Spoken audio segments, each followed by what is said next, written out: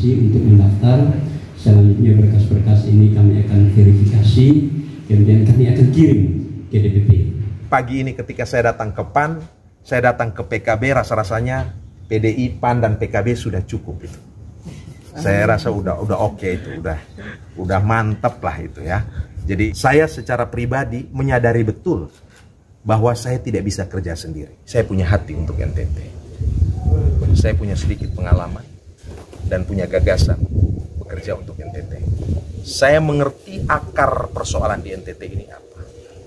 Karena saya mengerti, maka ketika pertama kali dilantik, saya memilih duduk di Komisi 4. Saya mengganti plesetan dan akronim negatif yang menyebut nasib tidak tentu, nanti Tuhan tolong, nusa tidak terurus, dengan sebuah akronim yang konstruktif, optimis, dan penuh harapan.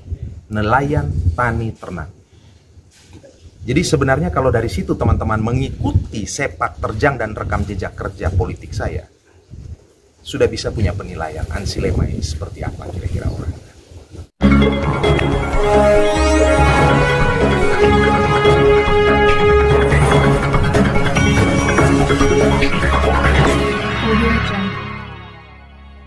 Yohanes Franciscus Ansi Lema, politisi dari PDIP sekaligus anggota DPR RI, mendaftar di DPW Partai Amanat Nasional sebagai calon gubernur Nusa Tenggara Timur. Kedatangan Ansi Lema bersama tim di rumah PAN berlangsung pada hari Sabtu 4 Mei 2024 dan diterima langsung oleh Sekretaris DPW PAN Martin Denggo bersama sejumlah pengurus.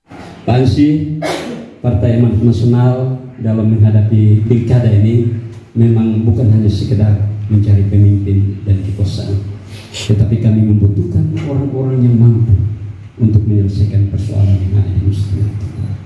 Dan kami percaya bahwa dengan sosok muda yang energik, kami berharap Pak Ansi bisa menuntaskan pekerjaan-pekerjaan rumah yang ada di Nusa Tenggara Timur ini, sehingga masyarakat di Nusa Tenggara Timur bisa menikmati kesejahteraan yang lebih baik. Kami menerima Pak Ansi untuk mendaftar. Selanjutnya berkas-berkas ini kami akan verifikasi, kemudian kami akan kirim ke DPP. Saya tentu datang ke Partai Amanat Nasional, ke rumah PAN ini dengan kesadaran penuh. Ya, tidak bisa dipungkiri bahwa PAN ini memiliki struktur dan jaringan sampai ke tingkat pusat yang kuat. Dan dengan demikian saya sudah berpikir, jika Tuhan merestui dan masyarakat NTT memberi mandat ke saya, tentu kerja ini akan menjadi kerja kita bersama. Bahwa sebenarnya aspirasi ini itu sudah lama berkembang dari akar rumput. Ya, kita bisa telusuri jejak digital di mana-mana, termasuk di media sosial saya. Ya, jadi jauh hari sebelum hari ini, itu masyarakat NTT itu sudah ada aspirasi meminta saya untuk pulang ke NTT untuk memimpin NTT. Tetapi sampai pada titik-titik itu, saya belum memutuskan. Tetapi kemudian aspirasi ini terus bermunculan. Tidak saja dari Dapil NTT 2 yang merupakan wilayah daerah pemilihan saya, tetapi juga dari Dapil NTT 1, Flores, Alor, dan Lembata, aspirasi ini muncul. Dan sebagai seorang putra NTT, tentu hal-hal seperti ini tidak bisa saya nafikan. Tidak bisa saya anggap sepele. Karena apa? Karena ini tanpa direkayasa. Saya pun tidak mengenal suara-suara itu. Saya tidak mengenal mereka dan itu terus dikumandangkan. Dalam konteks PDI Perjuangan adalah partai yang serius untuk menyiapkan kaderisasi politik, untuk menyiapkan calon-calon pemimpin bangsa. Kami punya sekolah partai, semacam sebuah institusi untuk pembibitan kader, dan setiap kader yang dididik, dilatih di sana, itu dipersiapkan untuk didistribusikan pada berbagai pos-pos pemerintahan maupun juga di legislatif. Hari-hari ini ada 4 nama yang sudah muncul. Dewan Pimpinan Daerah PDI Perjuangan juga sudah menyebutkan ada 4 kader potensial PDI Perjuangan. Yang pertama Pak Andreas Hugo Parera, Bapak Herman Heri, ini 2 senior dan mentor saya, juga Ibu Emi Nomleni, Ketua DPD PDI Perjuangan, dan saya sendiri Ansi Lema. 4 kader ini adalah kader tulen yang memang dipersiapkan oleh PDI Perjuangan sudah sejak jauh-jauh hari. Dan semua kami diberikan kesempatan, ruang, akses yang terbuka, bebas. Dan Ibu Emi sudah mendaftar di beberapa partai. Saya juga hari ini, tadi pagi di PDI Perjuangan dan hari ini di Partai Amanat Nasional. Dan ini proses yang biasa dalam demokratisasi internal di PDI Perjuangan gitu. Mekanisme internal PDI Perjuangan tentu ada berbagai tahapan dan pertimbangan, termasuk memeriksa rekam jejak dari setiap bakal calon ini. Akan dilakukan survei sebagai parameter ilmiah, alat ukur untuk mengukur popularitas, akseptabilitas, dan elektabilitas dari masing-masing kader PDI Perjuangan ini. Dan bicara posisi gubernur, sesungguhnya ini ada di Jakarta, ada di DPP, dan harus saya sampaikan budaya partai kami, ini merupakan hak prerogatif Ibu Ketua Umum PDI Perjuangan, Ibu Megawati Soekarno Putri. Kami sebagai kader yang sudah dipersiapkan lama, ini menjalani proses ini secara natural. Selanjutnya kami akan mengikuti berbagai tahapan, termasuk ketika saya sudah datang ke Partai Amanat Nasional, saya harus juga mengikuti, menghormati setiap tahapan di partai ini. Setelah dari PDI Perjuangan, saya sudah ke PAN dan saya akan ke PKB. Ya, 3 partai ini saya akan mendaftar. Ya, kenapa ke PKB? Kalau tadi PAN itu adalah kaum modernis, ya, Islam modernis dalam konteks nasional. PKB ini kita anggap sebagai kelompok Nahdliyin tradisional, dan PDI Perjuangan ini adalah rumah kebangsaan dan kebinekaan. Menurut saya kalau 3 ini bisa menyatu, inilah warna kebinekaan Indonesia dan juga NTT. NTT ini adalah miniatur Nusantara. Dari segi etnik dan agama kita sangat plural, bahkan kita dikenal sebagai provinsi yang sangat toleran, terbuka, adaptif terhadap berbagai hal yang datang dari luar. Tetapi kita betul-betul memegang kuat akar dan budaya kita. Itulah identitas dan jati diri Provinsi Nusa Tenggara Timur. Maka hari ini, pagi ini ketika saya datang ke PAN, saya datang ke PKB, rasa-rasanya PDI, PAN, dan PKB sudah cukup itu. Saya rasa udah oke itu, udah mantep lah itu ya. Jadi ini akan menjadi sebuah konfigurasi yang indah.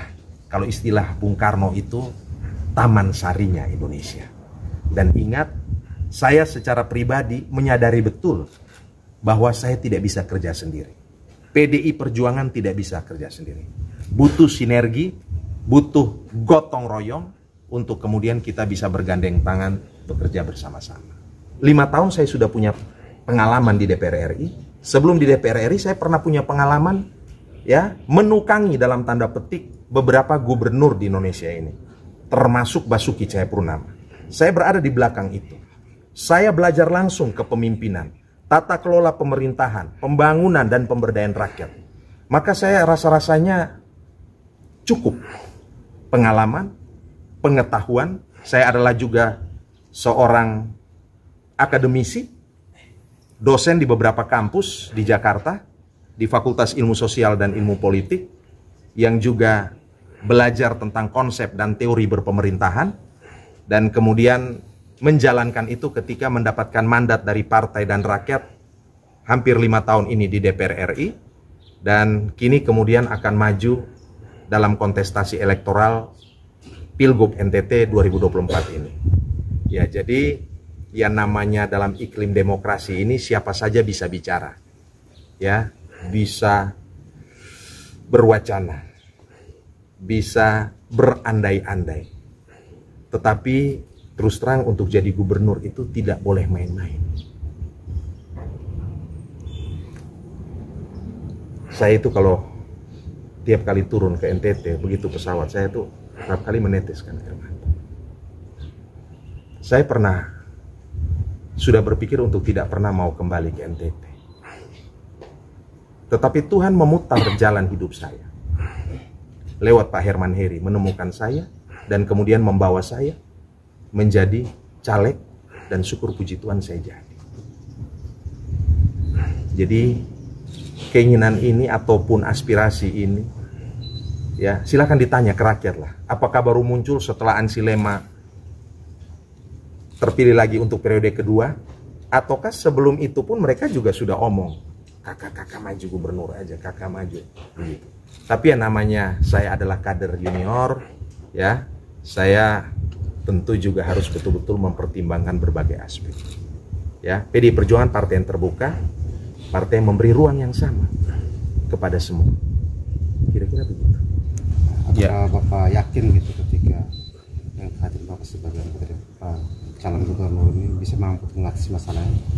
Ya, saya tentu harus menyadari bahwa saya bukan Superman, tapi saya punya hati untuk NTT. Saya punya sedikit pengalaman dan punya gagasan bekerja untuk NTT. Saya mengerti akar persoalan di NTT ini apa. Karena saya mengerti, maka ketika pertama kali dilantik, saya memilih duduk di Komisi 4. Saya mengganti plesetan dan akronim negatif yang menyebut nasib tidak tentu, nanti Tuhan tolong, nusa tidak terurus, dengan sebuah akronim yang konstruktif, optimis, dan penuh harapan. Nelayan, tani, ternak.